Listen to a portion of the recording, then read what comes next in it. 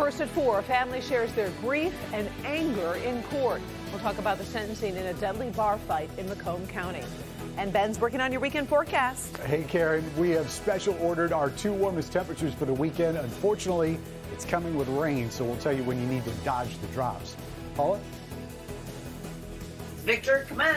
How on earth do you teach reading and writing to 6-year-olds remotely? Victor, calm your body. A look inside the sheer will to start the learning process off right through the eyes of a kindergarten teacher. Live from downtown Detroit, home of WDIV and Click on Detroit, Local 4 News First at 4 starts now. Good afternoon, everybody. I'm Karen Drew. First at 4. Police are looking for answers after an argument between a son and his parents turns deadly. This happened on Judd Road in Huron Township, just west of I-275. Police say the son arrived at his parents' house and then attacked them with both a gun and a knife. The violent fight took place inside their home and then out into a neighbor's yard. That neighbor is an off-duty officer. He called for help and held that 25-year-old at gunpoint until his arrest. The 53-year-old mother has died from her wounds. The father is hospitalized. We've got a crew gathering more information. We'll have a live report when you join us tonight at 5. A Macomb County man will spend the next 8 to 15 years in prison for throwing a deadly sucker punch at a St. Clair Shores bar back in 2019. Hatim Akori was sentenced for the death of 47-year-old Sean Kubik. Police say the men had been arguing at Capone Sports Tavern when he punched the other man on the side of the head. Kubik then died from his injuries. His mother and daughter spoke at today's sentencing. He was not just some piece of trash to be discarded on the dirty floor of a bar. He was a little girl's daddy, and that little girl still needs him right now. His dreams and mine for him would never come to pass thanks to a despicable excuse for a human being named Hatem Akrowi. Hatem, you viciously attacked my son for no reason. Last month, Akari pleaded guilty, reduced charge of involuntary manslaughter.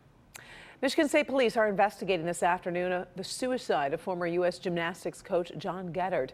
He was found dead at a rest stop near Lansing just about 24 hours ago. His death came shortly after Attorney General Dana Nessel announced 24 charges against him, including sexual assault and human trafficking. At 5, we'll dig into some of the disturbing claims behind those charges with new information from the court.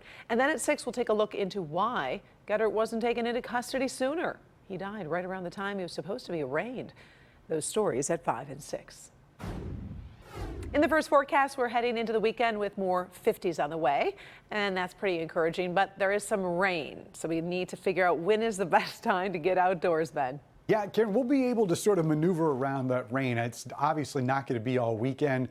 I just don't think we're going to see a whole lot more of this for Saturday and Sunday. These beautiful, bright skies.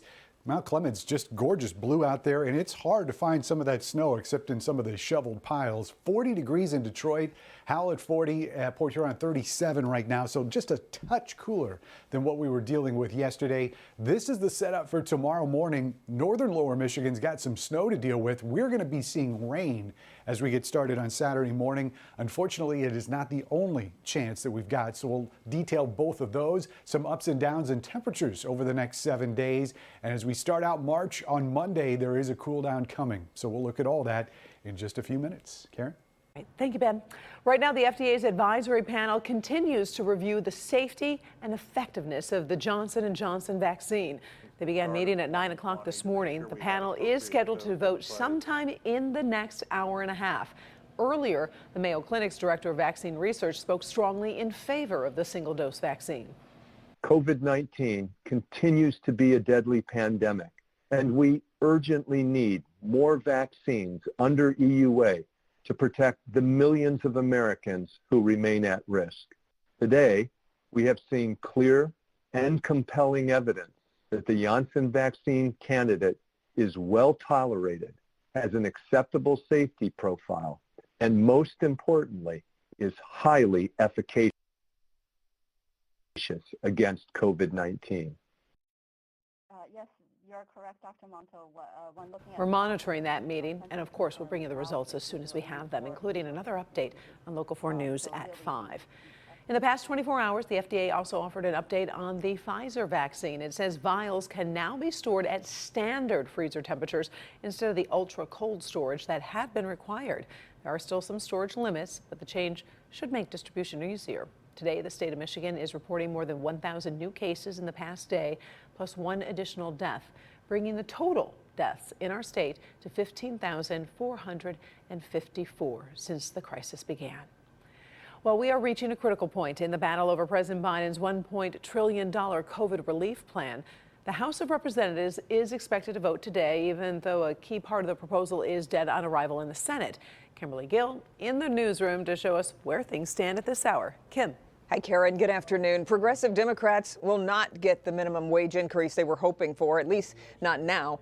The Senate parliamentarian says the minimum wage portion cannot be passed under the budget rules the Senate is using to pass the larger COVID relief package. That's because Democrats are using something called reconciliation to get the bill through the Senate with a simple majority.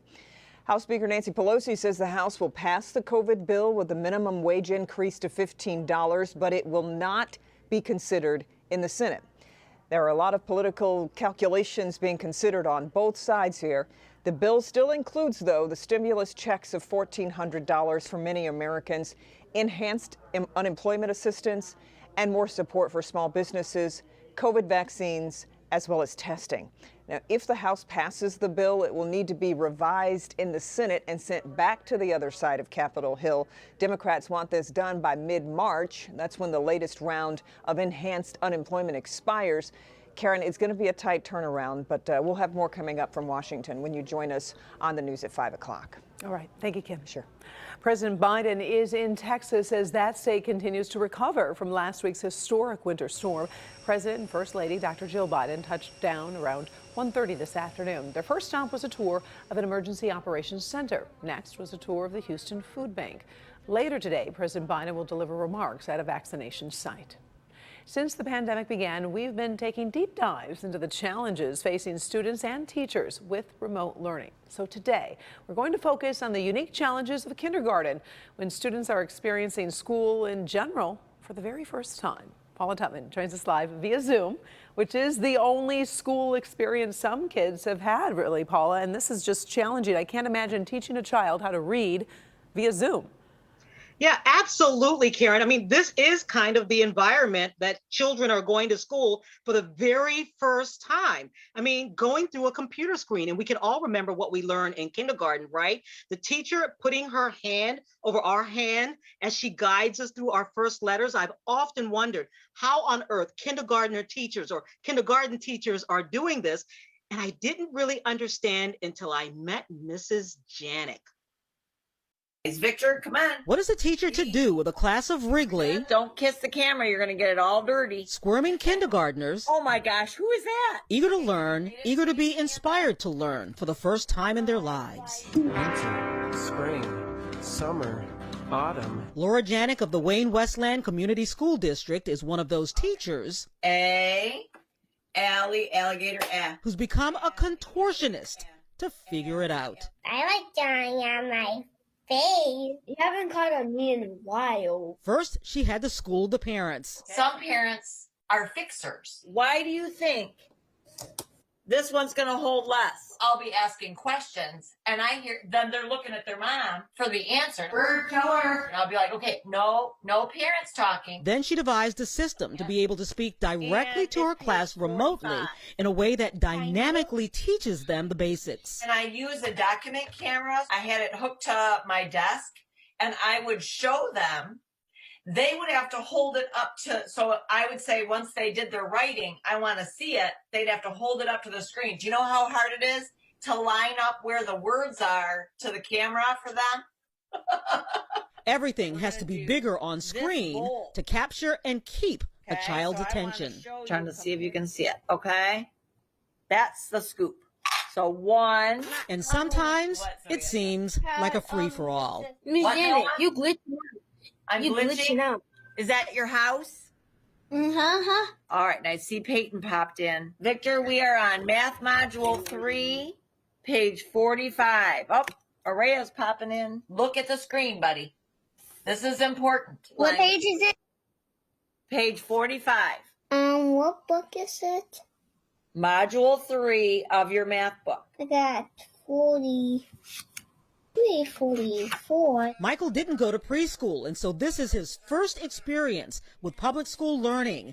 His mother was deeply concerned at first, but then, with everything going on, it's amazing. She don't get enough of praise. If I was feeling stressed, they would raise their hand and say, I love you. I love you too, honey. Thank you.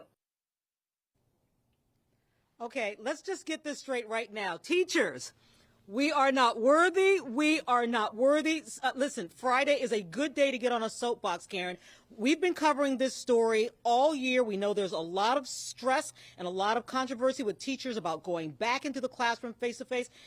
These teachers are doing a yeoman's duty. And if you like what your teacher is doing, please give them a call and thank them. Imagine being a kindergarten teacher trying to teach handwriting virtually. We are not worthy. You know, they do deserve the thank yous verbally, email, notes, whatever you can do. Let them know they're appreciated. We appreciate Candy, flowers, you name it. anything you can. All right. Thanks, Paula. Have a good weekend. Appreciate it. All right. First to 4, we are following breaking news as a top secret report finally becomes public. Former President Trump kept it under wraps. We are going to take a look at what it says. And she left home to join ISIS, but wants to come back. We have a court decision that weighs some very serious considerations. And later, forget the minimum wage battle in Washington. One retailer is giving hourly workers another raise. Stick around. We've got trending stories on your Friday afternoon.